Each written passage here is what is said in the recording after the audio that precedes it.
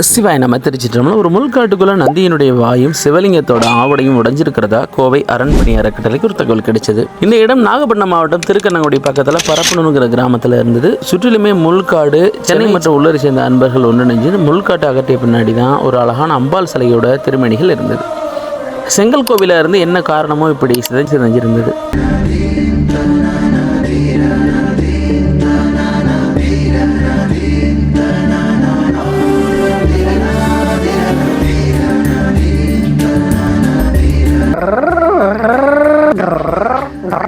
உடனுக்குடனே பீடங்கள் கட்டி 20-11 அளவில் மேற்கூரை அமைச்சு ஆவுடை மற்றும் உடைந்த நிலைந்த நந்திக்கு பதிலாக புதிதாக ஆவுடை நந்தி மற்றும் பலிபீடம் செய்யப்பட்டு வரவழைக்கப்பட்டு பீடங்களில் பிரதிஷ்டை செஞ்சோம்.